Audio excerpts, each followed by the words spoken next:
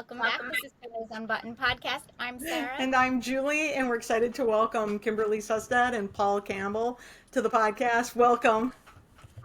Hey, thank you. What do we have to do to get added to that little opening sequence? That feels like the chair of honor up there. Well, if you tell us some great stories, we'll add you to the next update.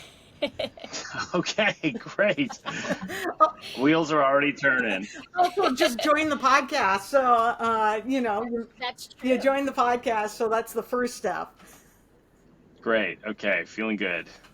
Yes, you're here. Well, welcome. Thank you so much. We've had the pleasure of meeting you both in person, but we've never had you as guests before. So we're happy to have you here. Happy to be here. Happy to be here. Absolutely. No, I said it first. I said happy to be here first. Oh, well, you know what?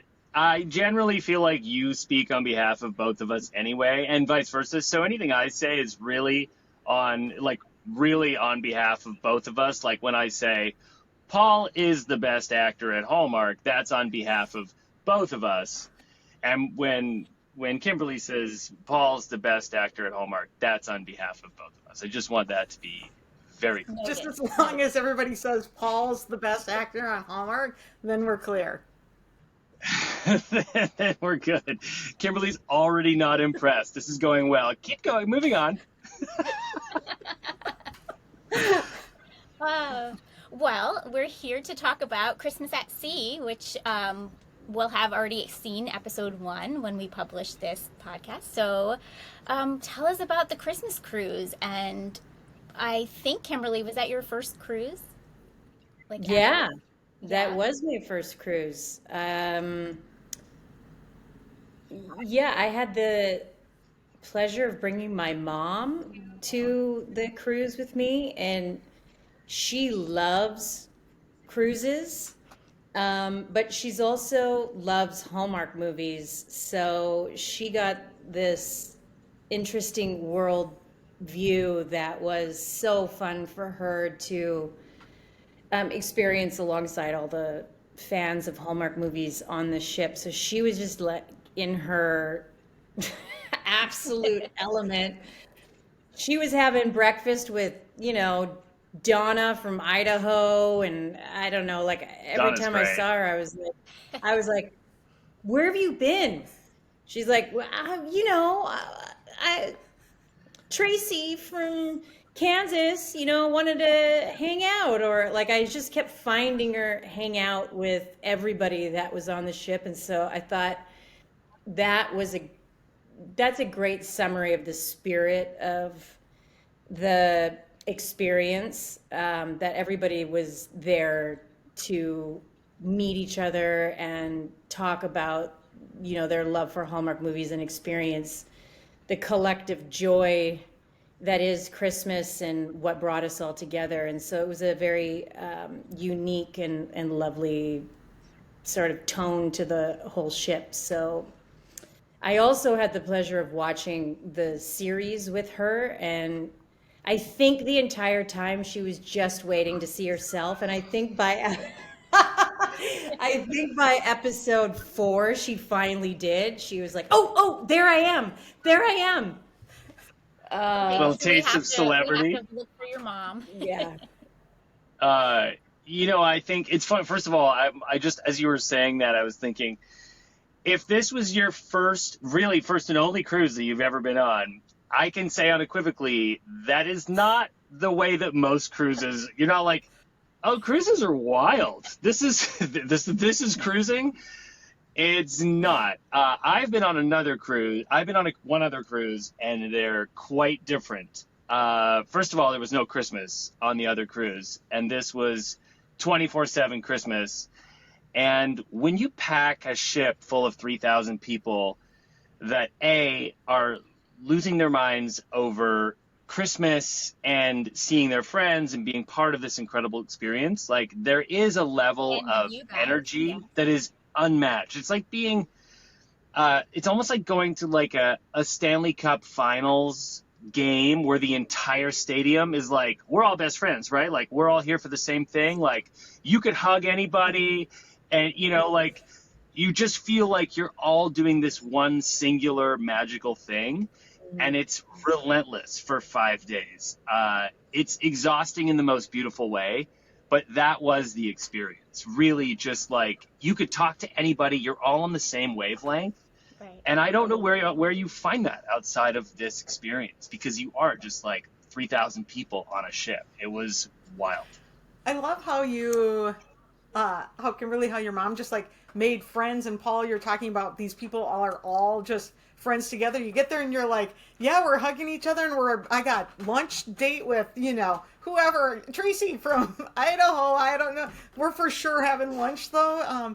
That's such a fun experience, and we've seen that unfold at fan events, but you weren't like on a ship.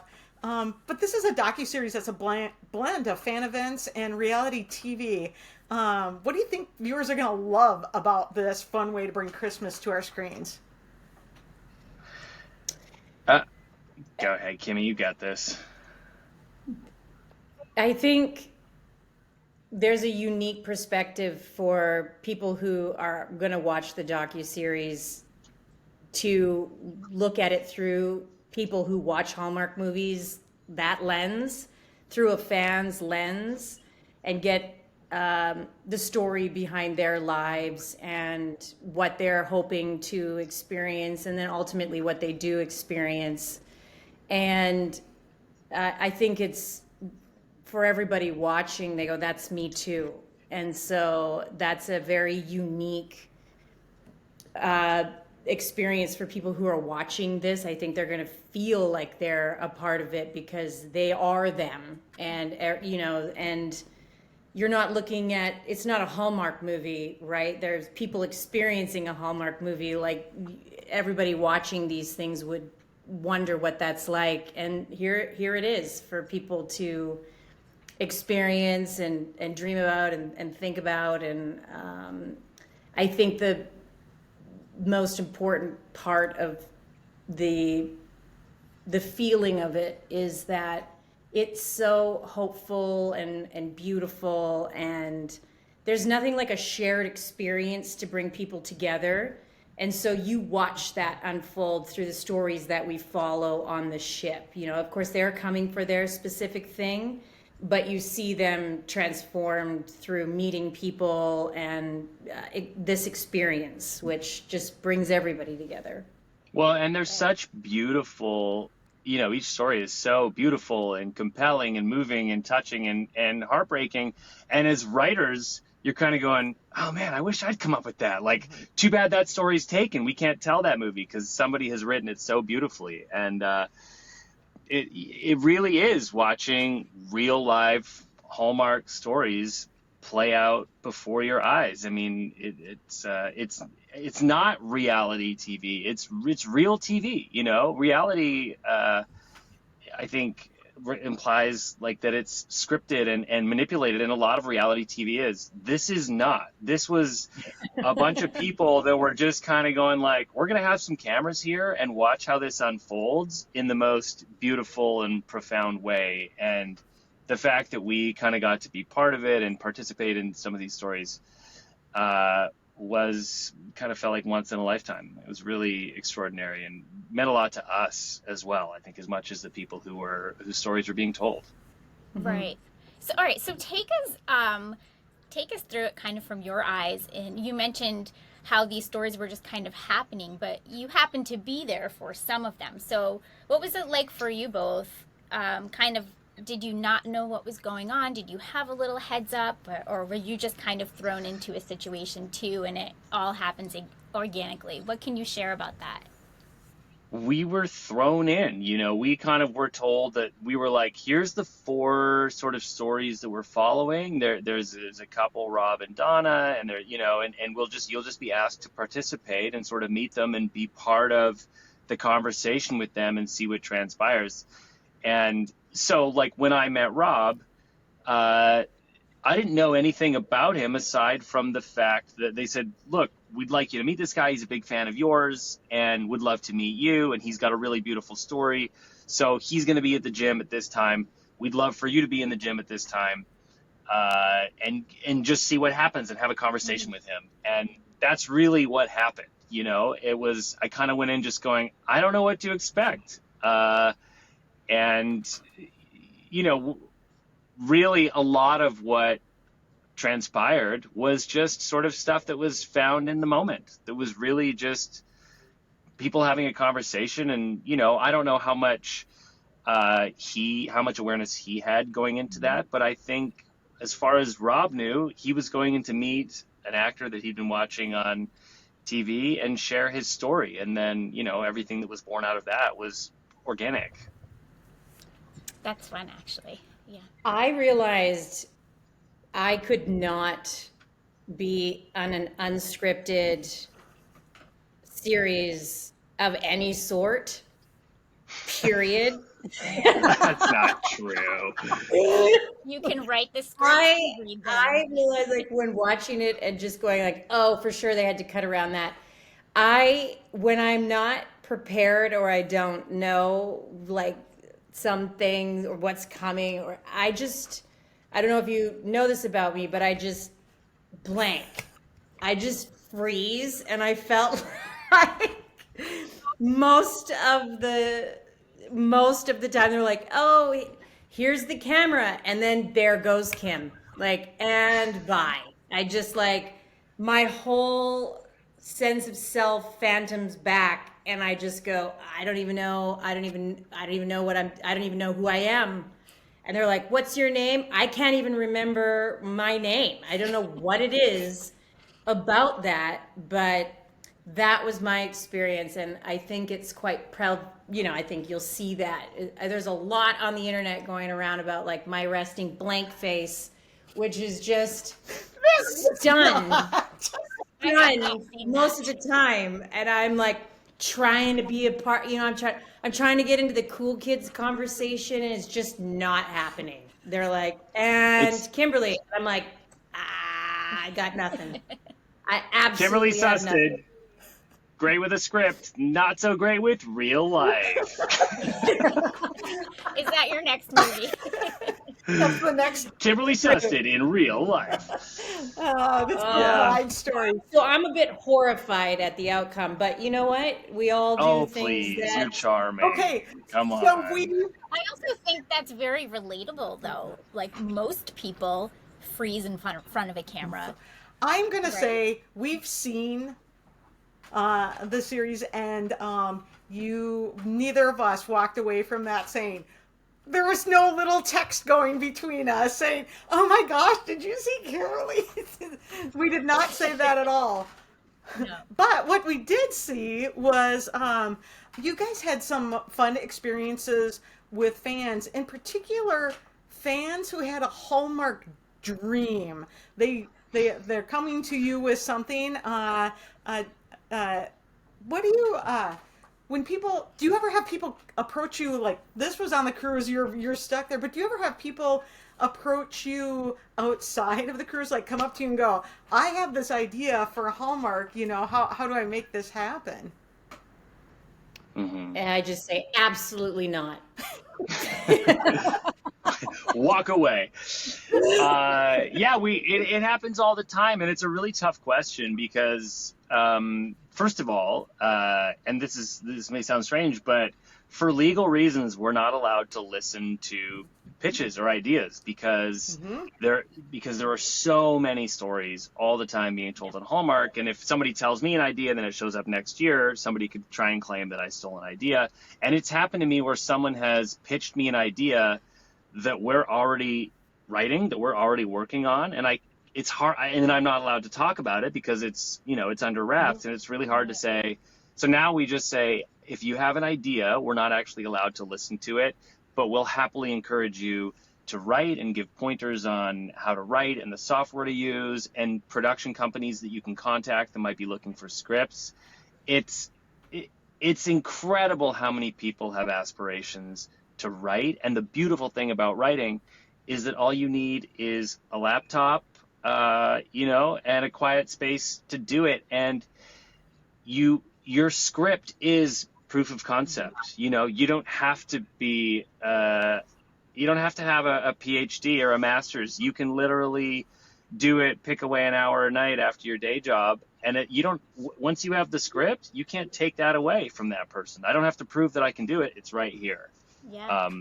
It's sort of the one discipline in entertainment where you can actually go, here you go, I made a thing, and it can, and it could propel you to the next step. So we always encourage people to write and rewrite and rewrite and rewrite and hustle, because that's not how we had to do it, but that is how most people had to do it. We had the fortune of already knowing people, and we just said, hey, we'd like to write, and we had those relationships. But I think it's a little more challenging. That's not entirely true. That's not entirely true, Paul. That's not how it came to be. Tell me how it came to be. Well, if you remember, we took a chance and a risk, and we wrote a script on spec without asking if we could be writers at all, because I know Hallmark wasn't doing that. We were just actors, and sometimes they only see you as actors. Right. And we had pitched them this idea, which was Starlight by Christmas. And they were like, oh, that's so cute. We love it. Let us think about that for them to do. And then we're like, oh no, we wrote it and just handed them a full script that was completed. That, they were like, you wrote a script like on spec? And we're like, we sure did. And that, they could have walked away and been like, we hate it, never ever taken a pit, but they ended up liking it. And that was the risk. We could have walked away feeling dumb or whatever you feel like whenever you take a risk. It's a vulnerable position to be in. And we did that, Paul. And I agree. I'm just saying, I think we had the people to hand it to. And that's all I was saying, is we didn't have to go knock on doors and hustle. We did have the people to hand it to. Fortunately, they didn't think we were total dummies for writing it. But we also spent 2 years writing that script. We wrote it over 2 years and took an insane amount of time till we felt it was the best possible version. And I think learning that's all I'm saying, is we didn't have to hustle quite as hard, but I'm not saying we didn't work, for sure. Right. You still put the blood, sweat, and tears into it, but you just had relationships where you could hand it in to somebody. Exactly. Okay, let's talk about this for a minute, because you've co-written some of Hallmark some of fan favorites of Hallmark movies. So what is it about your writing partnership that just works? Or doesn't work?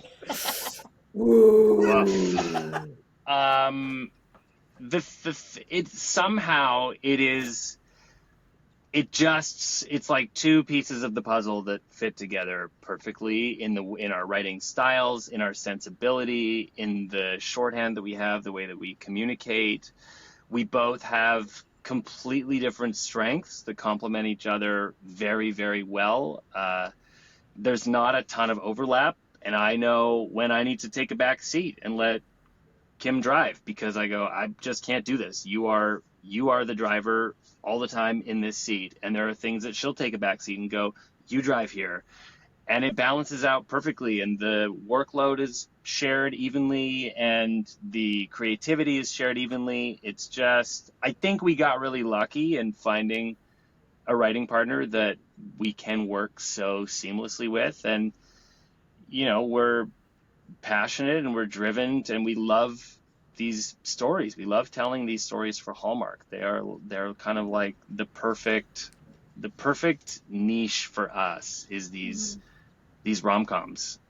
Kimberley is like an encyclopedia of 90s rom-coms, and draws from, she's got an incredible memory for all of these films, and her ability to create storylines and characters and just pull things out of thin air is extraordinary. It's something that I don't have. I don't have that ability, and lean heavily on her for a lot of the upfront, the creative development of these stories. It's all her. And Paul has just a wicked wit and a sense of humor and a stylized way of putting these things on the page as well, and bringing a lot of this stuff to life. And so it comes hand in hand, right? Where those two areas just complement each other. He's got an incredible way of dialogue and moving things, and so I'm constantly laughing when he hands me things that he's written out loud. I'm shocked, it just hits you so fast. But he's a lot like that in person. He drives one angle and then he takes a sharp left, and then you're laughing. So you're either laughing or crying, but either way, you're feeling something. Lead them and then cut them. Lead them and then cut them. And so it works really well. So do you really volley back and forth who's writing, or are you both writing your stuff at the same time? Sometimes both. Sometimes both. Sometimes, depending on what our schedules look like sometimes we're sitting side by side for days, just going through it piece by piece. And sometimes where I know Kim is really strong, I'll just let her take it for a couple days and just go do your thing, because I'm not going to be any help here, So we kind of, we always break the stories together. We always do the old school system of cue cards up on the wall. And we always have a wall covered in cue cards, and we move those scenes around, and we do that until we're pretty satisfied we have 99% of the movie. And then we do sort of the laborious turning it into an outline, and then we just kind of get into the script, and it has a way of materializing. It's we've used the same system for years, and it just seems to work. But yeah, it's a lot of sort of trading it off, and we're in constant contact and discussion about things, and we really agonize like the things that seem so inconsequential, and we'll debate a joke for 25 minutes or just a piece of dialogue. We're really meticulous, and we care a lot. Every line is there for a reason, and we really labor over, and you can't do that on your own, right? You can't do it in a vacuum. You have to sort of do it together, and it always sort of bounces and builds into something great. Not always, but some things have been throw it out. I think as a viewer we see that work, though, because you can see that each line has a meaning, a reason, and a purpose for being there, and it makes it funnier and more emotional and more heartfelt. Like you feel all the things more because everything has a purpose. Mm-hmm. Yeah, we don't write fluff. We definitely don't write fluff. And I think fans appreciate that. Yes. Yeah. Thank you. Definitely. So looking ahead, is there a dream genre or a theme maybe that you'd like to write in the future? I mean, we get asked this every once in a while, and we get asked if we'd be interested in writing thrillers, and we really, I think we talk about this all the time. If we could go with a slightly edgier comedy, if you go back and rewatch those 90s rom-coms, they're pretty, there's some stuff in there that you go, wow, I can't believe we could put that in a PG-13 movie. And my sense of humor is pretty edgy sometimes, and not crude, but I like to get really silly, Airplane and Naked Gun, and those are my favorite movies, and that stuff doesn't really have a place in the Hallmark world. We'll slip in some of those jokes, but we would love to write. Sometimes Paul writes those edgy things just for me when he hands me a script, I'm reading it and it's so inappropriate suddenly, something, the character's just oh yeah, and this, and then boom, there's just this thing that makes me laugh so hard because it's so not Hallmark. And a couple of times we have forgot that those are in there for our eyes only, and we've given them to Hallmark. And then Hallmark's like, guys, like, we can't say that. We're a professional and we're company. Like, oh my God. Yeah. Whoops. We got in trouble. We got in trouble on the last one. They're like, this is being passed around to executives. And we're like, yeah, nope, copy that. We got it. Big mistake. Yeah. But yeah, one time, like they just immediately passed it all the way up to the top. yeah. And so the guy, oh my God, I don't know what the thought Pat was like, what are we doing hiring Paul and Kimberly to write movies? God. Well, it's The right written in thing, as though, like a period. punchline to a joke, and it was probably, I don't know, it was probably pretty crude, or I don't know what it was, but it was bad. They're like, we hope that's not the real punchline, and also you can't leave those in the script. And you're fired. Pretty funny though.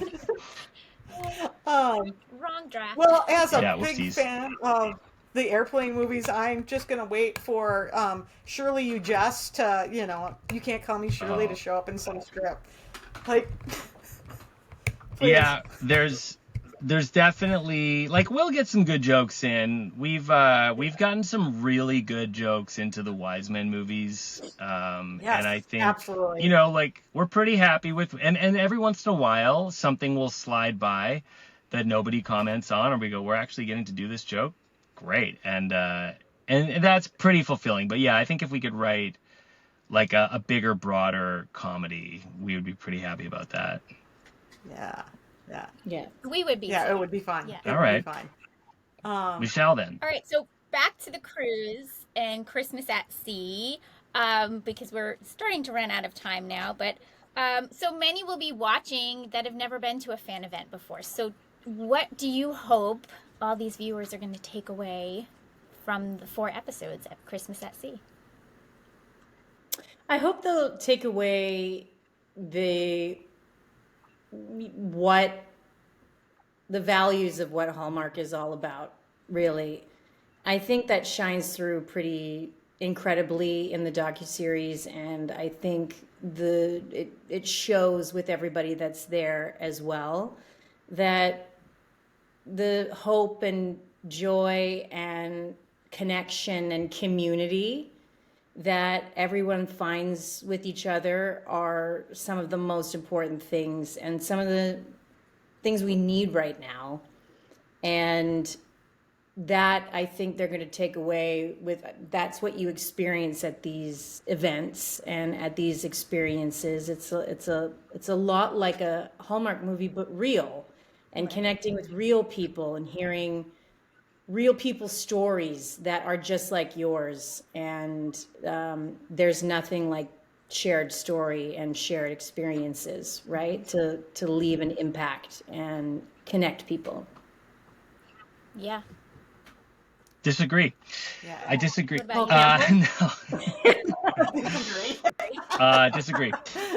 Well, thanks everybody. I think you've articulated it beautifully. I think I think that the joy is real, and maybe I think